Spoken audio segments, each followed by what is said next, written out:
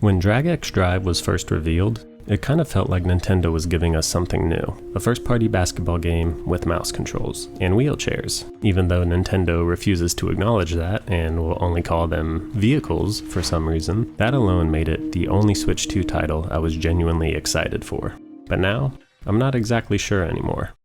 The reveal caught me off guard, in a good way. I love basketball, and the gameplay looked simple but fun. I didn't expect it to compete with Metroid, Donkey Kong, or Mario Kart, but it felt like a different kind of Nintendo game. The kind you pick up, mess around with, and maybe even play competitively if the skill ceiling's high enough. And I was really hoping for that depth. I even brought it up in my reaction to the Switch 2 Direct. And finally, the game I'm actually really interested in is the wheelchair NBA Jam game, or as I saw it on Twitter, Woke Rocket League. This game looks cool, probably just because I love basketball and it includes the mouse controls that I'm hyped about, but I hope this game has some depth to it. I definitely want this to be a staying game on the Switch too.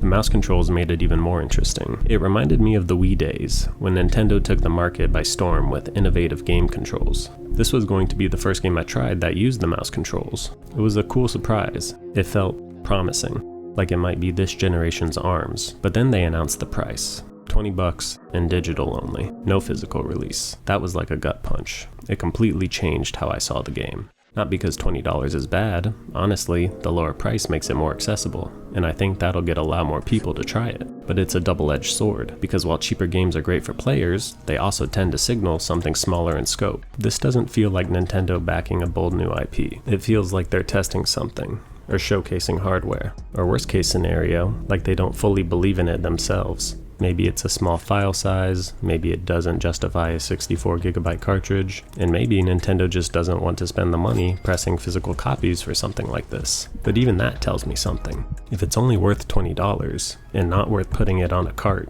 how much depth can there really be to this game? Don't get me wrong, I'm still excited to play it, but I only found out the release date and price from a Twitter post. There was no new trailer, no direct spotlight, barely any marketing it felt like. Sure, it showed up in the original Switch 2 Direct, but all we got then was summer 2025. And if Nintendo's not going to promote their own first-party title, it makes you wonder how much effort actually went into making it. It might still be polished, but with no cart and no real marketing, it's hard to not feel skeptical. It just gives the impression that this is a small game, so small that even pressing cartridges wasn't worth it. ARMS wasn't a massive hit, but it was a real attempt at something new. It launched at full price.